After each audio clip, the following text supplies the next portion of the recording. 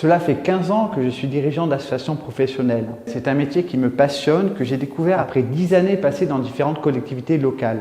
Ce métier est d'une richesse incroyable et peu de personnes parviennent à le mesurer. J'ai trouvé d'abord au syndicat national des aménageurs lotisseurs où j'étais délégué général adjoint, puis à l'Union nationale des géomètres experts que je dirige depuis 7 ans. 700 professionnels engagés qui me donnent envie chaque jour de m'investir pour eux. C'est un métier de réseau certes, mais où parfois il nous arrive de nous sentir trop seuls.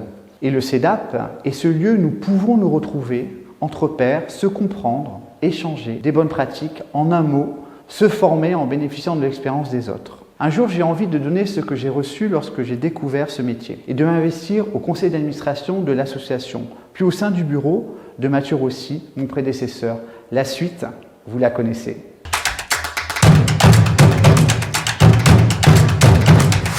Le CEDAP est une association, mais surtout un formidable collectif, vivant, dynamique, chaleureux. Un réseau d'expertise, de complémentarité, de solidarité entre ses membres.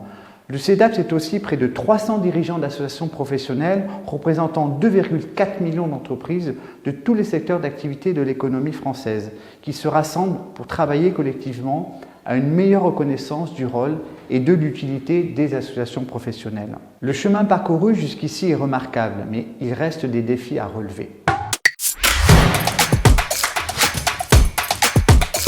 C'est avec un immense honneur que je m'attacherai avec la nouvelle équipe élue à apporter une nouvelle dynamique avec 3 défis majeurs. Le premier défi, le CEDAP doit rester fidèle à son identité. La force d'un réseau qui rassemble, fédère, accompagne ses membres autour d'un large socle de valeurs et d'ambitions partagées.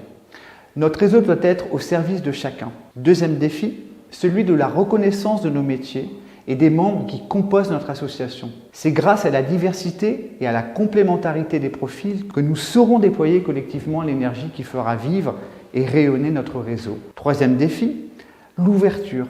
Notre association doit construire ou maintenir des relations privilégiées avec différents acteurs institutionnels ou privés pour continuer à avoir une parole forte, reconnue et respectée. Ce sont cette posture et ce prérequis qui nous permettront d'engager un travail de fond et d'obtenir des résultats concrets. Tout ceci avec humilité, passion et ambition. Si l'on regarde un tout petit peu en arrière, la crise sanitaire a été l'occasion pour le gouvernement et l'administration de renouer le lien avec les partenaires sociaux et plus particulièrement avec nos associations professionnelles. Lors de son discours d'investiture, Emmanuel Macron a clairement exprimé sa volonté de faire travailler ensemble le gouvernement, l'administration, le Parlement, les partenaires sociaux et les corps intermédiaires. C'est là un point essentiel que le CEDAP partage entièrement. Prenons-le au mot et allons même plus loin. Systématisons et automatisons les concertations entre les associations professionnelles et les pouvoirs publics sur tous les textes qui concernent leur secteur d'activité.